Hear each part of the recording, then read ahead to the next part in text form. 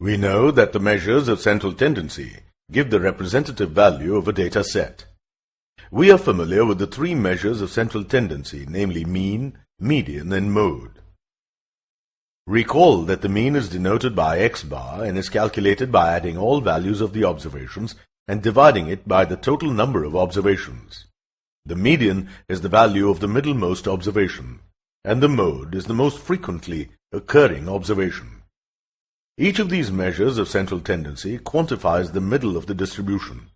However, to make the best choice regarding which measure to choose amongst the three in a particular situation, you need to be well acquainted with the merits and demerits of each of the three measures of central tendency, namely mean, median, and mode. There may, however, be situations when all three measures of central tendency may be suitable to apply.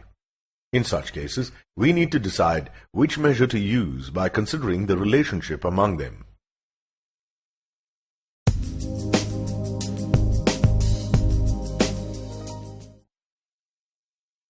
Let's go through the merits and demerits of all three measures of central tendency one by one, starting with mean. Mean is the most commonly used measure of central tendency. Let's go through the merits first. Arithmetic mean takes into account all observations of a data set. As a result, the mean calculated can be regarded as the representative of the given data. Arithmetic mean for a data is unique, and the most important advantage of mean is that it is capable of being treated mathematically, and hence it is widely used in statistical analysis.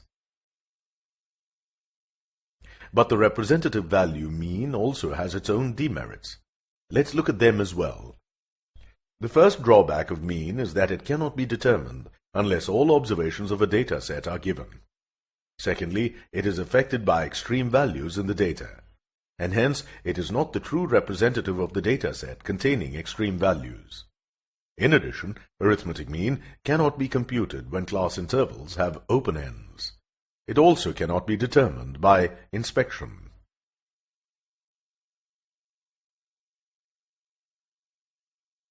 Let's move on to the next measure of central tendency, the median.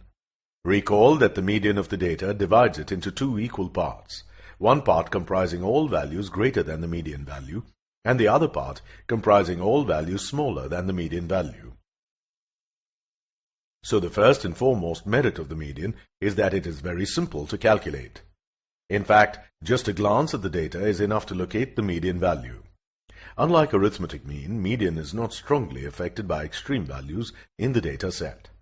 Median does not need all observations, so it can be even computed in the case of open-end class intervals.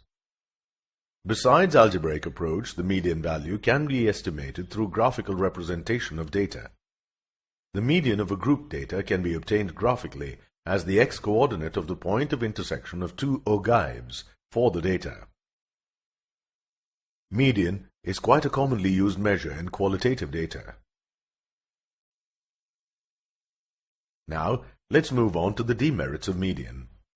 Median does not take into account all observations in a data set, so it is not the representative measure of the data. Median is not affected by changes in the data points, which are extreme. Arithmetic mean is capable of further algebraic treatment, but median is not. For example, multiplying the median with the number of items in the series does not give us the sum of the values of the data set. We have seen the merits and demerits of two measures of central tendency, mean and median. Now, let's consider the third measure, the mode. Recall that mode is the most frequently occurring observation. The first merit of mode is that it is very simple to compute. Similar to a median, sometimes just to look at a data set is enough to locate the modal value. Because of its simplicity, it is a very popular measure of the central tendency. Compared to mean, a mode is less affected by marginal values in the data set. This is because a mode is determined only by the value with highest frequencies. Another benefit of mode is that it can be located graphically with the help of a histogram. The calculation of mode does not require knowledge of all observations of the data set and the frequencies of the distribution. In simple series, knowing the items with highest frequencies in the distribution is enough to calculate its mode. Now, let's discuss the demerits as well.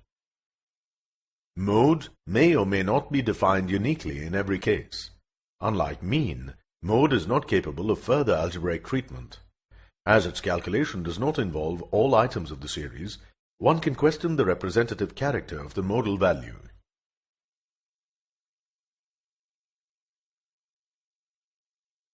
So, we can conclude that mean is used as the measure of central tendency in most of the cases, except when data has extremely high or low values, such as the salary of or productivity of employees. In such cases, median is a more suitable measure.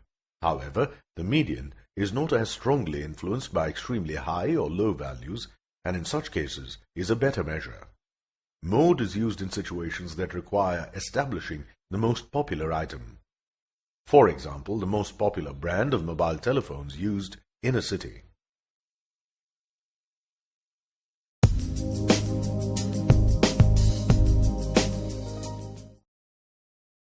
Do you think there is any relation between the numerical values of the three measures of central tendencies for a given data set?